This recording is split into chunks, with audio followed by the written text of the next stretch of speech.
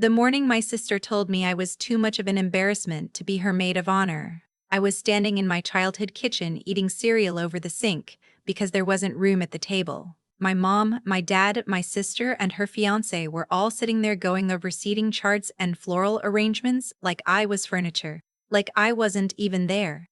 That was a Tuesday in October.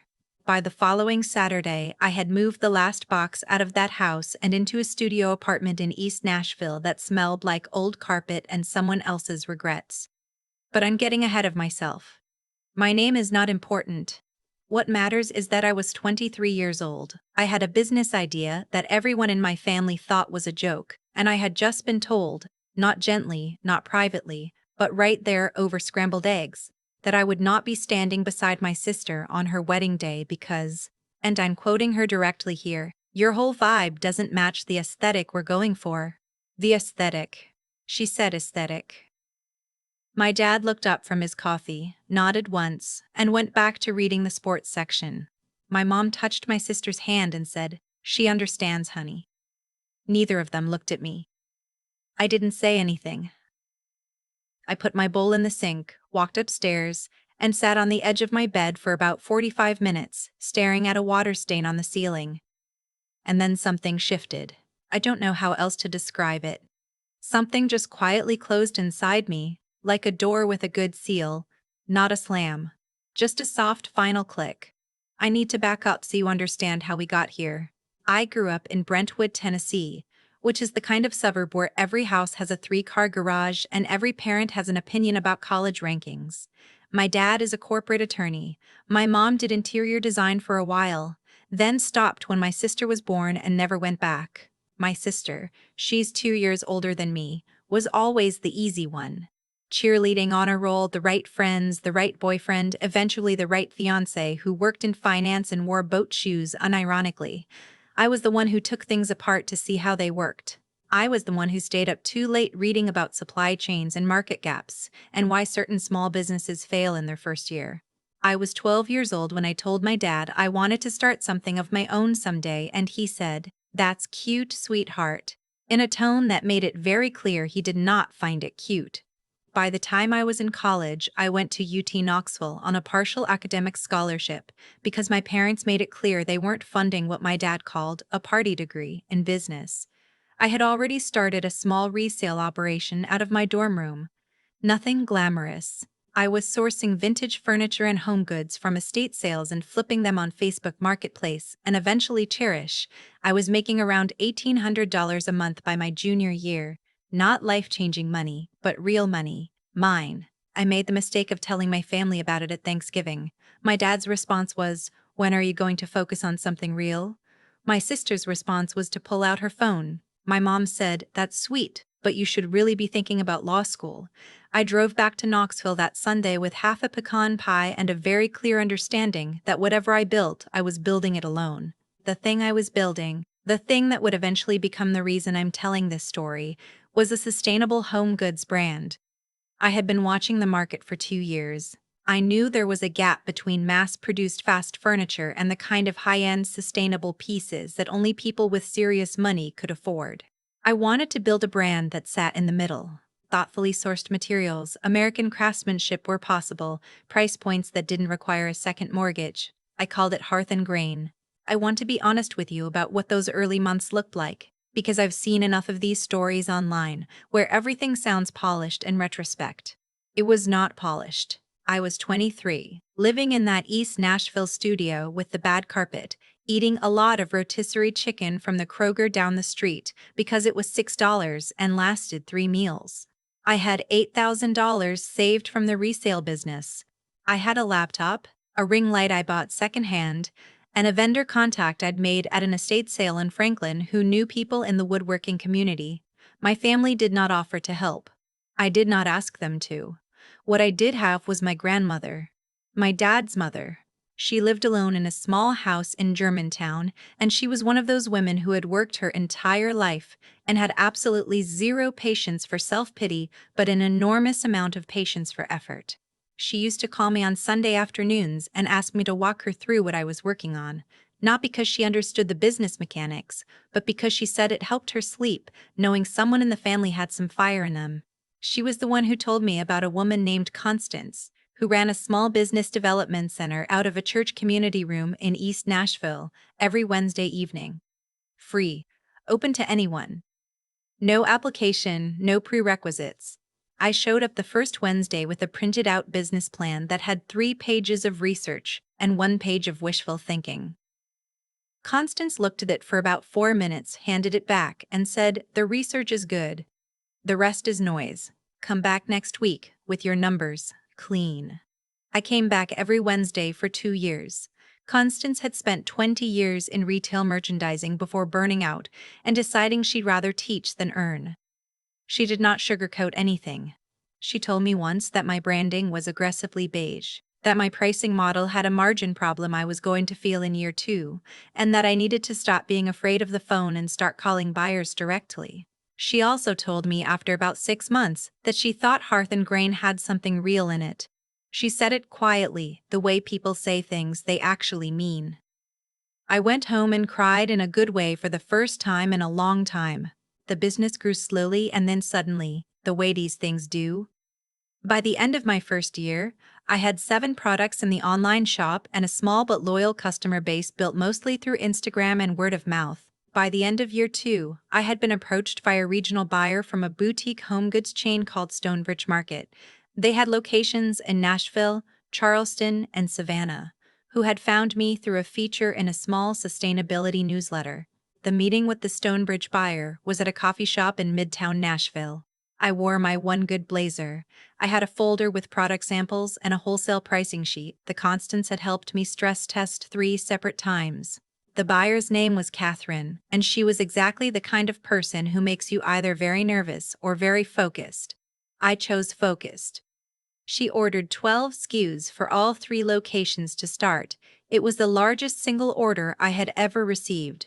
I called Constance from the parking garage afterward, still shaking a little. She told me to go home, review the contract before I signed anything, and to please eat a real meal. I did not tell my family. Not yet. Here is where I need to tell you about my sister's wedding. It was scheduled for the 2nd Saturday in June, about 8 months after the kitchen conversation. In the months following my removal from the wedding party, because that's what happened, I was removed. There was no version of events where I gracefully stepped aside. My sister and I had spoken maybe 4 times. Mostly logistics. My parents called occasionally to ask if I was still doing the furniture thing, and to remind me that my cousin had just gotten into Vanderbilt Law. I was not invited to the bridal shower. I found out about it 3 days after it happened through a photo my aunt posted on Facebook. My grandmother called me that same evening, furious on my behalf, and I spent 20 minutes talking her out of saying something at Sunday dinner. The wedding invitation arrived in late April. I was invited, yes, as a guest. There was no mention of any role. The envelope had my name spelled wrong. They'd written Allison when it's Allison, and I genuinely could not tell if it was a mistake or a message. I had already RSVP'd yes before the Stonebridge partnership turned into something much larger than I expected. In May, about 6 weeks before the wedding, Catherine from Stonebridge reached out again. They wanted to expand the partnership. They were opening 2 new locations, one in Atlanta, one in Charlotte, and they wanted Hearth and Grain as a featured brand at launch. There were also conversations beginning with a regional lifestyle publication about a feature piece on sustainable home goods businesses under 30. And Constance had connected me with a small SBA loan opportunity that would let me scale production without gutting my cash reserves. It was a good month. A genuinely, unexpectedly good month. The week before the wedding, my sister called me. Not to check in. She called to let me know that because of revenue capacity adjustments, my +1 had been removed. And also, could I please not mention my business to any of the guests because some of her future in-laws were in the traditional furniture industry and she didn't want things to be weird. I held the phone away from my face for a moment. "You want me to not talk about my job?" I said. "It's just 1 day," she said. "What do you think I'm gonna do? Hand out business cards at the reception? I just know how you get." I sat with that for a second. How I get. As though having something I was proud of and occasionally mentioning it was a character flaw. I'll think about it, I said. I thought about it for 3 days, and then I called my grandmother. She didn't tell me what to do. She never did. She just asked me one question. How are you going to feel sitting in that pew? I knew the answer. I'd known it since the kitchen in October. I sent a polite note saying I wouldn't be able to attend due to a prior commitment. The prior commitment was real. I had a scheduled call with a potential wholesale partner in Denver that I'd been trying to land for 2 months. But honestly, even if I hadn't, I wasn't going. The wedding was on a Saturday. I spent that morning on the call with the Denver buyer, which went well.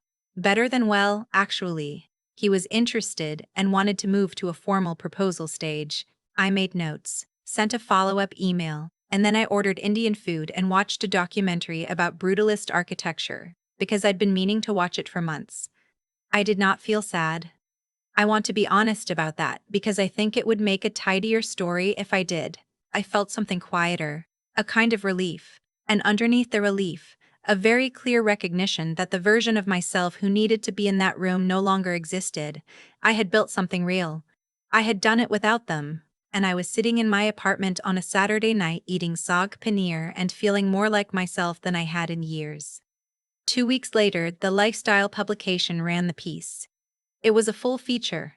2 pages, print and digital. There was a photo of me at my workshop space, a shot of 3 of the products, and a pull quote that ran in large type across the center of the spread. The headline was something like, "The New Makers: How Young American Entrepreneurs Are Rethinking What We Bring Into Our Homes." My grandmother framed it before I even saw the print copy. It got picked up.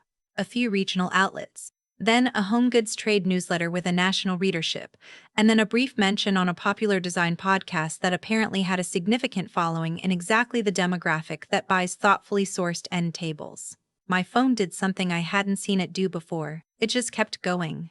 I was sitting in Constance's Wednesday session, the evening the article hit the podcast mention, and she was in the middle of explaining cash flow forecasting to a woman who had just opened a specialty food shop, and my phone buzzed 17 times in a row. Constance looked over at me. I showed her the screen. She smiled in a way she rarely smiled. Teeth and everything? And then turned back to the cash flow discussion without missing a beat. I handled the inbox over the next week in every spare hour I had. New wholesale inquiries. Interior designers who wanted to spec my pieces for client projects. 2 brand partnership requests from companies whose products I actually used. A request from a furniture trade show in High Point wanting to know if I'd be interested in exhibiting the following spring. It was a lot. It was the good kind of a lot. My dad called on a Thursday afternoon. I almost didn't answer. "I saw the article," he said. "Okay. Your mother and I were wondering if you'd want to come for dinner this weekend." I looked at my ceiling. Different apartment now. I'd moved to a 2-bedroom in East Nashville when the business started actually paying me a real salary. But I still had the habit of staring at ceilings when I needed to think. "I have a lot going on this weekend," I said. "We could do Sunday. We thought it would be nice to all sit down together. Your sister mentioned she'd love to catch up." There it was. "I'm sure she would," I said. I told him I'd check my schedule and get back to him. I did not get back to him that week. The following Monday, I came into my workspace, a rented studio space I shared with 2 other small batch makers in the Wedgwood, Houston neighborhood, and my studio mate, who made hand-thrown ceramics and had the emotional range of a golden retriever, handed me a coffee and said, "Your mom called the studio line." The studio line. She had found the studio line. "I called my grandmother that evening," she said. "I heard. I don't know who told her. She has a network that functions entirely outside of my understanding." She said, "You don't owe them an audience just because you became interesting to them." I wrote that down. I waited another 2 weeks before I returned my dad's call. By then there had been 3 more calls. 2 from my mom, 1 from my sister, who left a voicemail that managed to be both apologetic and somehow still subtly about her, mentioning twice how stressful the post-wedding period had been. When I finally called my dad back, I kept it short. I told him that I was glad they'd seen the article. I told him that the business was doing well. And I told him that I wasn't going to be coming to dinner, not that weekend, and probably not for a while. He asked why. I said, "Because for a long time I needed support I didn't get. and now that things look a certain way, there's a lot of interest in being involved. I don't think dinner is the right next step for me right now." He was quiet for a moment. Then he said, "That's not fair." I almost laughed. I didn't. I said, "I hope you're both doing well, Dad." And I ended the call. My sister texted me that evening. It was a long text, the kind that comes in 3 separate bubbles because it's too much to fit in one. The gist of it was that she had always believed in me, that she had just been stressed during the wedding planning, that she thought we were past all of that and that it hurt her that I was pulling away. I read it twice. I thought about what she had said on the phone before the wedding. "How I know how you get." I thought about the invitation with my name spelled wrong. I thought about the bridal shower photo on Facebook.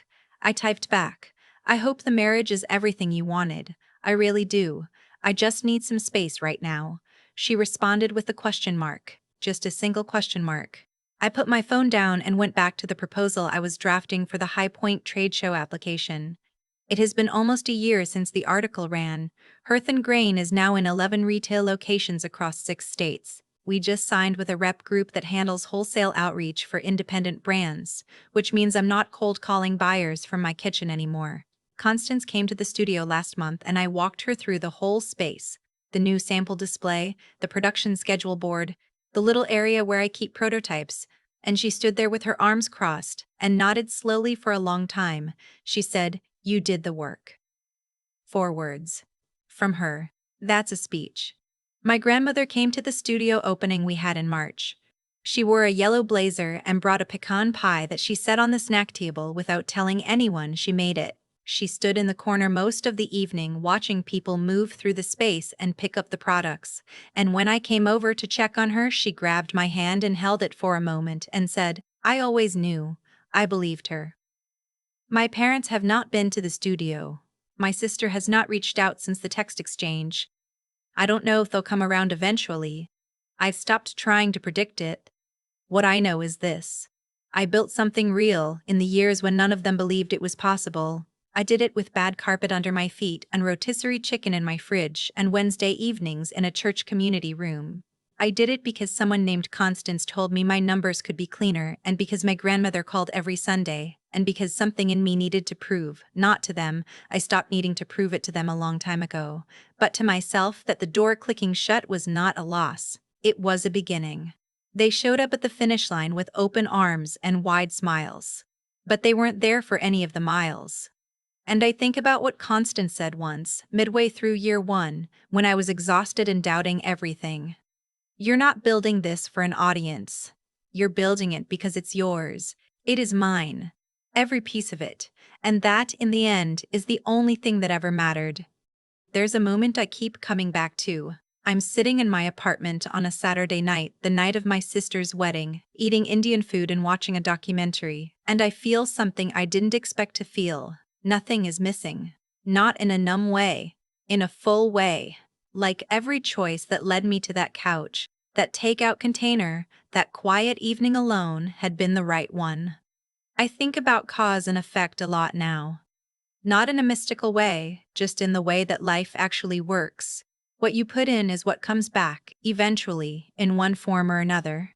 My family withheld belief, and so they withheld themselves from something real. That wasn't punishment, it was just the natural result of the choice they made. When Constance told me my pricing model had a margin problem, I fixed it. When she said my branding was aggressively beige, I rethought it. I responded to honest feedback with honest effort. That's the whole formula. It's not complicated. It's just hard. What I've learned, and I mean really learned, not just nodded along to, is that clarity is a kind of intelligence most people don't talk about enough. I'm not talking about book smarts or credentials. I'm talking about the ability to look at a situation clearly, without needing it to be something other than what it is.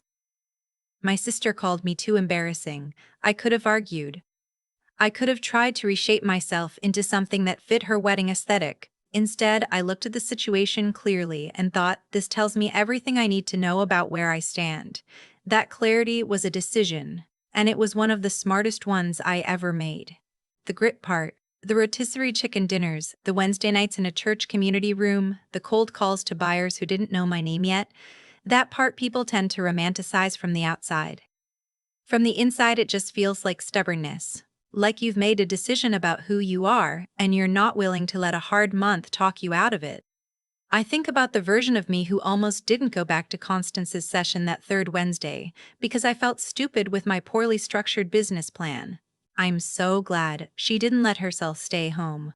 The thing about doing right by yourself, not in a selfish way but in a keep your word to yourself way, is that it compounds. Every time I showed up when I didn't feel like it, every time I revised the numbers instead of fudging them, every time I chose honesty over convenience, it built something inside me that no one could later walk into a lobby and claim credit for. My grandmother knew that. Constance knew that. The people who showed up when there was nothing glamorous to show up for, they are the ones I will spend the rest of my life being grateful to. My family showed up when the article ran. My family called when the feature went wide. I don't hate them for it. I just know now what that version of support is worth. And I know what the other kind is worth. The kind that comes early, when everything is uncertain and there's nothing in it for anyone. You build for the people who were there before it was worth anything to be there. And if you're lucky, you become someone who does the same for others. That's the whole thing, really. That's all of it.